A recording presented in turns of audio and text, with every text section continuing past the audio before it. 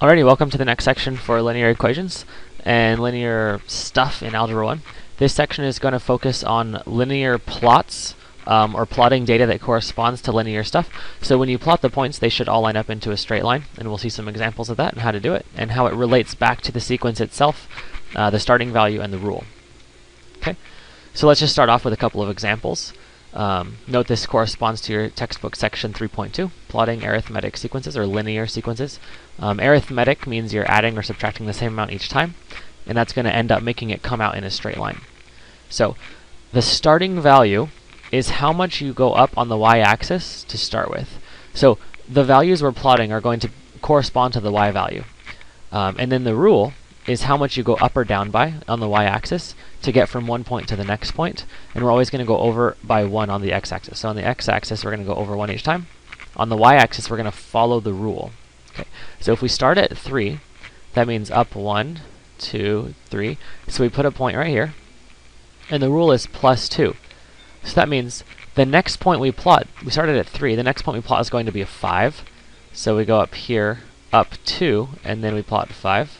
Then we go up 2 more, plot 7, and then you can see that these points are starting to line up in a straight line. I'm hard to draw a straight line here with the mouse, but you can see that the points line up just like that. And so the dots themselves are the linear plot. We're only really plotting the points, but they correspond to straight line data.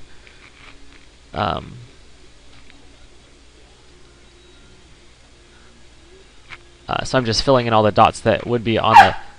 My dog is going crazy here. Hey! Hey! What's going on, kid?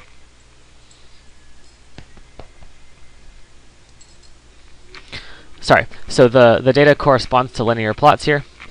And you're following the rule, which is how much you go up each time. Starting value here is at 3. Next one is at 5. Next point is up here at 7. You can go on forever. Let's do another example. Start at 6. Okay, so that means count up here. 1, 2, 3, 4, 5, 6. So there's 6.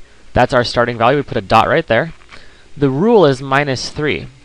So that means to get the next point, we need to go down 3. So we go down 1, 2, 3, and we go over 1 to get to the next data point. Then we're going to follow the rule again. Down 3, over 1. Down 3, over 1. Down 1, 2, 3, over 1. And again, so for a linear plot itself, you're really just plotting the points themselves. You're not drawing a line through them, but sometimes it's nice to visualize a line going through them. I'm not drawing very well, but if you had a ruler, of course, you should use a ruler. The line that would go through all these data points is going to form a nice straight line. So that's really important that they line up. If you have one point that doesn't line up, just go back and double check how you got that point. Again, the starting value is always on the y-axis, and then the rule is how much you go up or down on the y-axis each time you go over 1 on the x-axis. Okay, what about plotting data from a table? So if we have a data table, we can plot all those points and verify or see whether or not that data is linear. So let's plot some of these points. 0, negative 5. Over 0, down 5. 1, 2, 3, 4, 5. There's our first data point. 1, negative 2.5, so over 1, down 1, 2 and a half.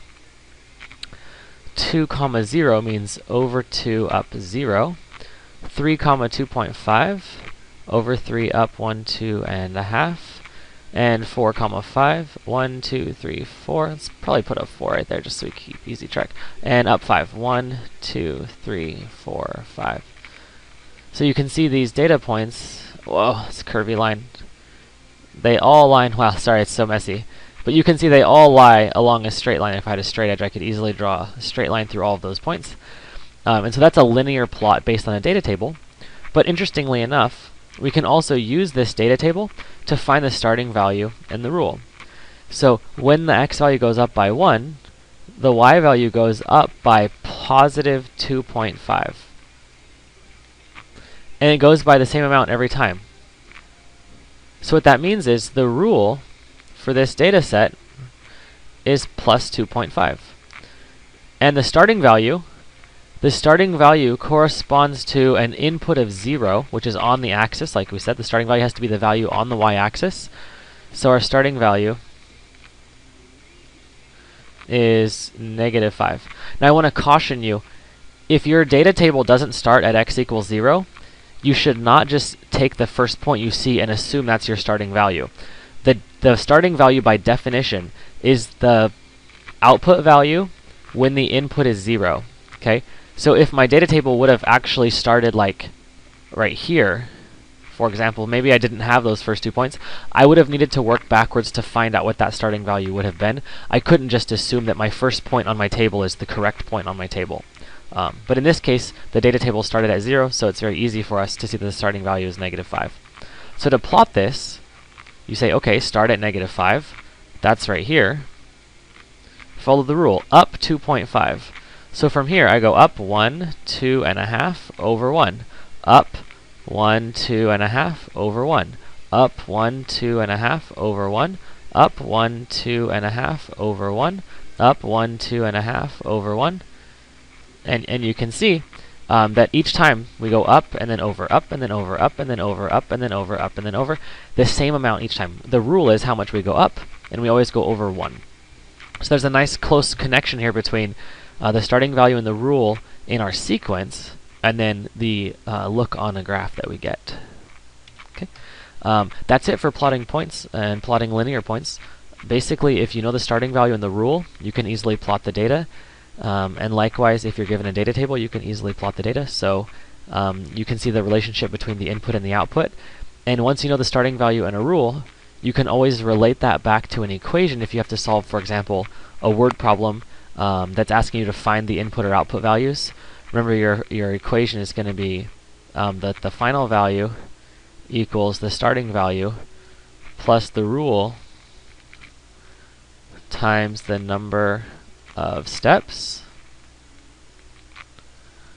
Okay, so in this particular equation, you will plug in a -5 right there, and you'll put in a 2.5 right there, and then number of steps, of course. You can plug in anything like the 5th step, the 10th step, the 100th step, and you can figure out the output or y value. So again, the value initial is -5 because that's in our table.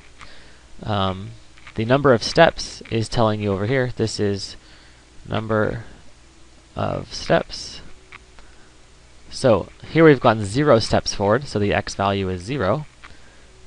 So we'll just call that the x value, and we'll call the output the y value. And there you have it.